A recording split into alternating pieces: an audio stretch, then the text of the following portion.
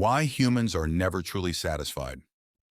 Have you ever finally bought something you desperately wanted, only to discover that the excitement disappeared a few days later?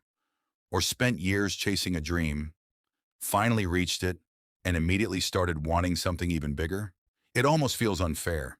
No matter how much we achieve, how much we earn, or how comfortable life becomes, something inside us keeps whispering, keep going. You still don't have enough. Most people believe this is a personal flaw, a lack of gratitude, a weakness. But what if it isn't? What if the feeling that you're never completely satisfied isn't a mistake at all, but one of the greatest survival tools evolution ever created?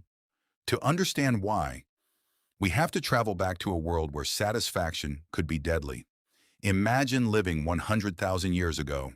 Your tribe has finally found food after several difficult days. Everyone eats, everyone rests. For a brief moment, life feels safe. Now imagine one person decides they have enough. They stop gathering food. They stop preparing for tomorrow. They stop paying attention. If another drought arrives, or predators attack, or winter comes early, that feeling of satisfaction may cost them everything. The people who survived weren't the ones who felt finished. They were the ones who kept preparing, even when life already seemed good. Slowly, generation after generation, the human brain developed a simple strategy: never become completely satisfied. Always look for the next opportunity. Always improve your chances. That strategy helped our ancestors survive a dangerous world. Today, that same strategy lives inside you. Modern life looks completely different. Food is everywhere. Most people don't spend their mornings wondering whether they'll survive until sunset. Yet your brain still behaves as if resources might disappear tomorrow. That's why a promotion quickly becomes normal. A new phone loses its excitement. A bigger house eventually feels ordinary. The reward fades, and the search begins again. Psychologists call part of this process the hedonic treadmill. Imagine walking on a treadmill. No matter how fast you move, you stay in almost the same place. The same thing often happens with happiness. You achieve something wonderful. Your happiness rises. Then your brain slowly adjusts. What once felt extraordinary becomes your new normal. Soon, you're chasing the next achievement. Not because you're greedy, because your brain adapts. This ability to adapt is one of humanity's greatest strengths. Without it, our ancestors might never have explored new lands, invented better tools, or built civilizations. Satisfaction slows progress. Curiosity creates it.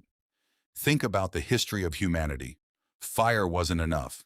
We wanted better tools. Better tools weren't enough. We wanted farming. Farming wasn't enough. We wanted cities.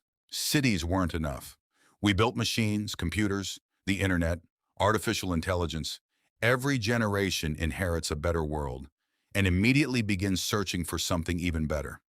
The same force that creates frustration also creates innovation. But modern life has changed the rules.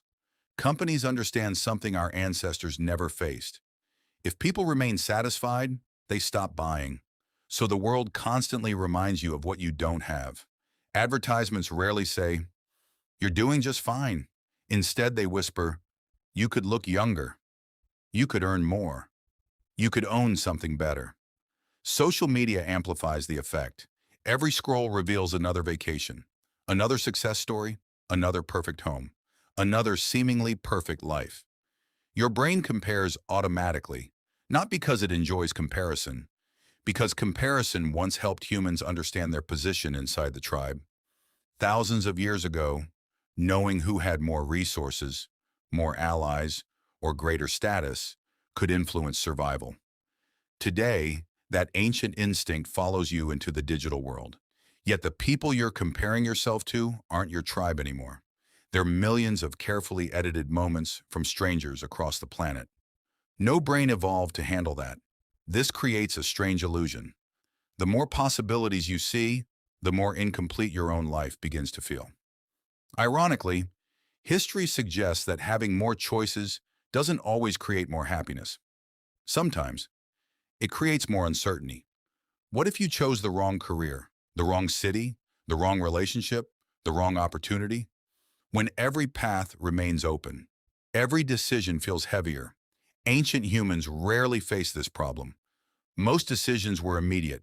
Find food, stay alive, protect the tribe. Today's world asks us to choose between thousands of futures. The brain wasn't designed for endless options. It was designed for survival. So, does this mean humans are destined to remain unhappy forever? Not at all. Understanding the system changes everything. Real satisfaction doesn't come from eliminating desire. Desire built civilization. It built science. It built art. It built the world around you. The goal isn't to stop wanting more. The goal is deciding which desires are actually worth following. Some desires build your future. Others simply consume your attention. Your brain will always search for something better. That part of you is ancient, but you still choose what better means. Perhaps the greatest freedom any human can discover isn't getting everything they want. It's choosing not to let every new desire become a command. Because satisfaction was never meant to be a permanent destination. It was meant to be a moment of rest before continuing the journey. The question isn't whether your brain will keep searching. It will. The real question is, what kind of life is it searching for?